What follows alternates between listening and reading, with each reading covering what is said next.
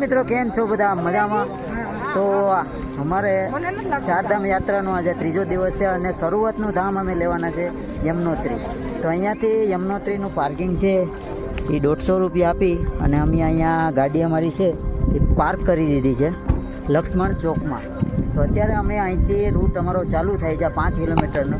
તો રૂટ કેવો ટ્રેક રહેશે એ તમામ માહિતી અને યમનોત્રીની સંપૂર્ણ ડિટેલ હું આપવાનો છું અહીંયા, અને એનો ઇતિહાસ શું છે એ તમામ ડિટેલ હું આ વિડીયોની અંદર આપવાનો છું. તો આ વિડીયોની અંદર બન્યા રહેજો, અને વિડીયો સારો લાગે તો વિડીયોને લાઇક કરી અને શેર કરી દેજો, અને ચેનલ પર નવા હોય તો ચેનલને સબસ્ક્રાઈબ કરવાનું ભૂલતા નહીં.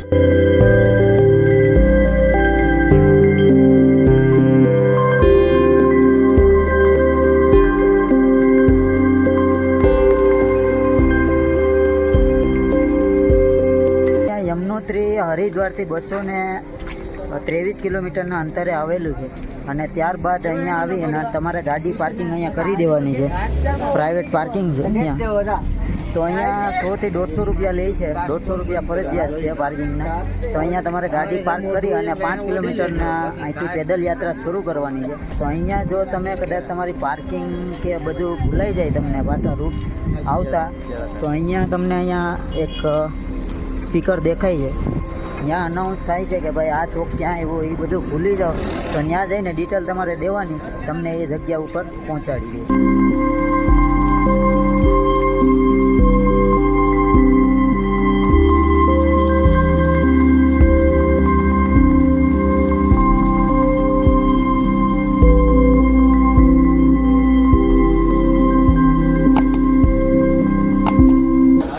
શરૂઆતમાં તો તમને સિંગલ ટ્રેક જોવા મળશે. અહીંયા જે કંઈ પણ તમારે ડોલી, પાલખી જે કંઈ કરવું હોય, બંધાવવું હોય, અહીંયા કાઉન્ટર આપેલું છે. અહીંયા ઘોડાના અને પાલખીના અને બધા 1500 થી 2000 રૂપિયા છે ચડવાને ઉતરવાનું. તો તમે એ કરી શકો છો. પાલખી ઘોડો જતો હોય તો ઘોડો. તો રસ્તામાં થોડીક તકલીફ થાય, કારણ કે પાલખીવાળા આવતા હોય, ઘોડા પણ આવતા હોય, અને સિંગલ લાઈન છે આવી રીતના. જેમ આગળ જતા જાય એમ રીલ આવતી જાય છે.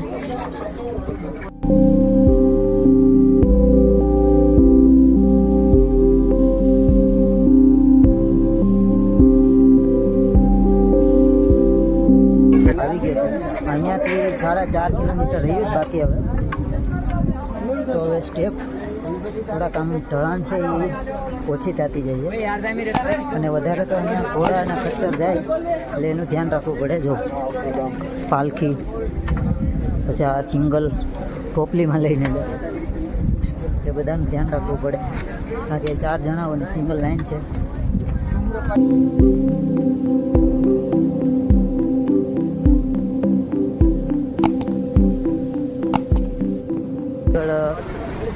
મેડિકલની સુવિધા પણ છે.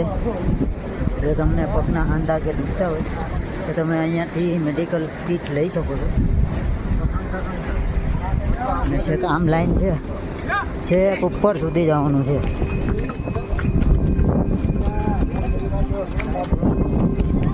અને અહીંયા મહાદેવ મહાદેવ. તો અહીંયા શરૂઆતમાં તમને રામ મંદિર જોવા મળશે. તો આપણે શરૂઆતના પહેલાં દર્શન કરી અને નીકળીએ. અહીંયા સામે રામ મંદિર છે પ્રાચીન, તો એના શરૂઆતમાં દર્શન કરી અને પછી આગળ નીકળીએ.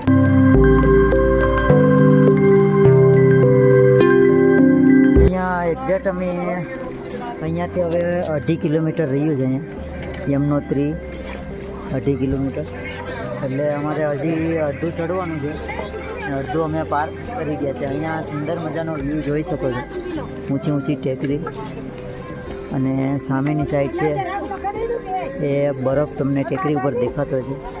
એ કાલ મને લાગે કાલ બરફ વર્ષા થઈ હશે કદાચ, અત્યારે ઓછો છે.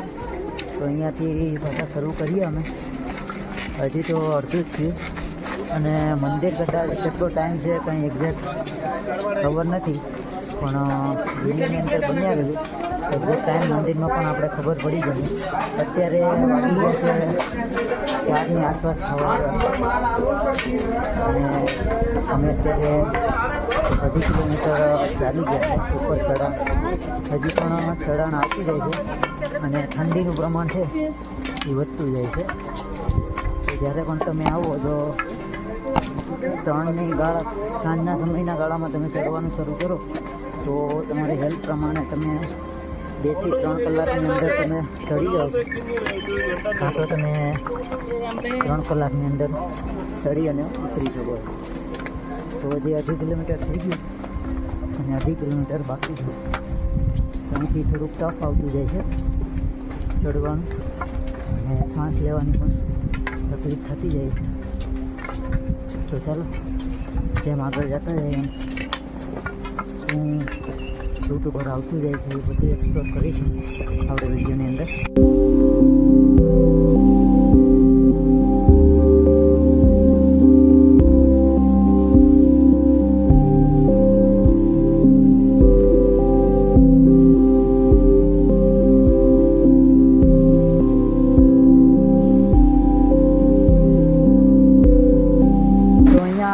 એક વખત સાવ ઉપર આવી ગયો છું અને એક્ઝેક્ટ સામે છે તે મંદિર મને દેખાય છે સામેની જગ્યાએ.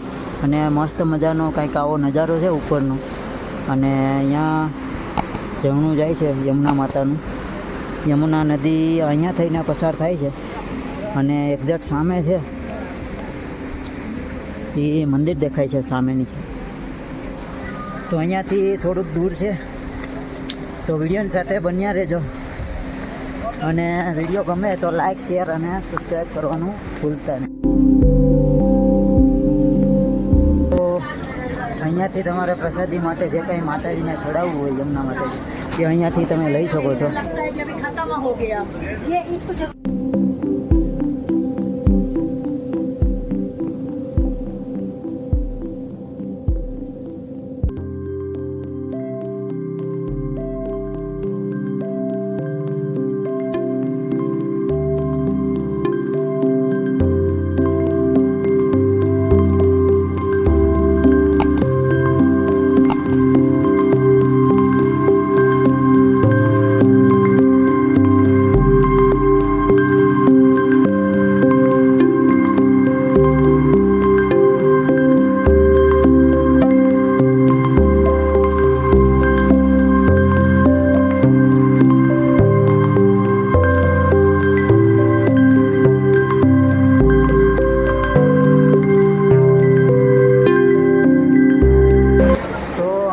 ઇતિહાસ કહું એ પહેલાં વિડીયોને લાઈક કરી અને શેર કરી દેજો.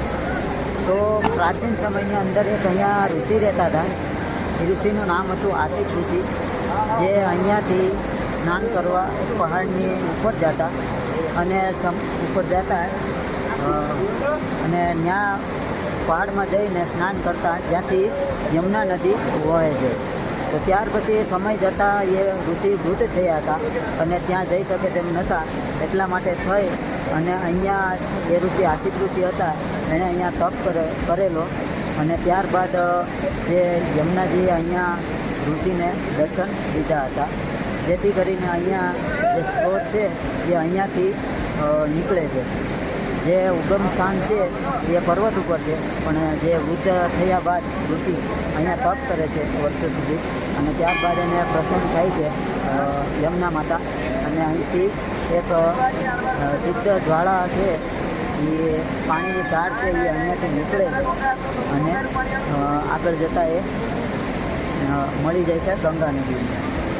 તો અહીંયા ગરમ પાણીના કુંડ પણ આવેલા છે જે મેં તમને વિડીયોની અંદર દેખાડેલા છે. તો અહીંયા એ યમુના માતા હતા, એના પિતા જે હતા સૂર્ય દેવતા, એના માટે તો એને તપ કરેલું અને ત્યારબાદ એ સૂર્ય દેવતા છે જે યમુના માતાના પિતા એ અહીંયા પ્રથમ દર્શન દીધા હતા યમુના માતાને અને કીધું હતું કે અહીંયા જે ભક્તો આવશે એને હું ભૂખ્યો નહીં જવા દઉં. એટલા માટે થઈને જેટલા પણ અહીંયા આવે છે શ્રદ્ધાળુઓ દર્શન કરવા, તે અમુક ચોખા કે જે કંઈ ખાવાની વસ્તુ હોય તે અહીંયા ગરમ પાણીના કુંડમાં ઉકળતા કુંડમાં નાખે છે અને તે તરત જ બફાઈ જાય છે. જેમ કે બટેટા, ચોખા એ બધું ચડી જાય છે અને ત્યારબાદ એ ખાય છે. તો આથી મંદિરની માન્યતા. અને અહીંયા અમારું 4 ધામની એક યાત્રા, 4 ધામમાંથી એક ધામ કમ્પ્લીટ થઈ છે. બાકીના 3 હજી બાકી છે. તો વિડીયો ગમે તો સારો લાગ્યો હોય, વિડીયો ગમે તો લાઈક કરી દેજો અને વિડીયોને શેર કરી દેજો. અને ચેનલ પર નવા હોય તો ચેનલને સબસ્ક્રાઈબ કરવાનું ભૂલતા નહીં. મળીએ નવા વિડીયોની અંદર.